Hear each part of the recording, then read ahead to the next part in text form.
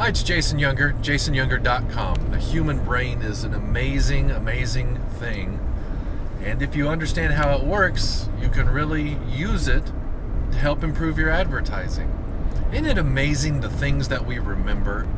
I always find that just fascinating. I can remember the lyrics to so many songs growing up, but yet I couldn't remember those list of history dates I needed to memorize for the test.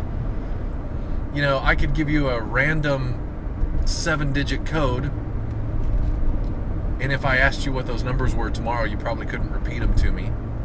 If I asked you a week from now, you probably couldn't repeat them to me. But if I asked you what your home phone number was growing up, you could tell me that, and that's probably something you'll know your whole life. Isn't that interesting how the mind works? Once something is in our long-term memory, it's stuck there. A great example, in 1988, our English teacher, Mrs. Miles, had us learn our list of auxiliary verbs. Is, am, are, was, were, be, being, been, have, has, had, do, does, did, shall, will, should, would, may, might, must, can, could. And I have absolutely no reason to use that list. I memorized it one time to pass that quiz on that Friday. So 1 week of my life I spent with a little repetition trying to learn that information. And now over 20 years later, just like that, I can pop out that list of auxiliary verbs. Why is that? Well, the key lies in something called the hippocampus in your brain. That's what moves things from short-term memory to long-term memory. To make a long story short, here's what's important. First of all, it has to be meaningful information. That's why I can memorize those song lyrics, because I like the song and it's fun and I enjoy it and I want to remember the song lyrics. Whereas those list of history dates for the test, not so much. Home phone number, you kind of need to know that.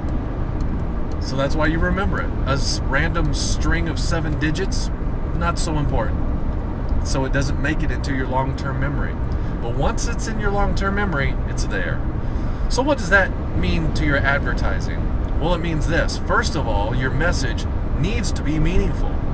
I mean, it really has to be meaningful information to your customers if you want them to remember it. So don't just throw something generic out there and hope that somebody's going to hear it and respond and you're going to be rich and wealthy because you advertised. No, you're disappointed. You walk away thinking advertising doesn't work. You got to advertise correctly. Make sure that the message is meaningful. The second thing, just like that list, is, am, are, was, were, be, being, been, have, has, had, do, does, did, shall, will, should, would, may, might, must, can, could. I only repeat it again because I want to feel like I memorized it for something, get some use out of it in life.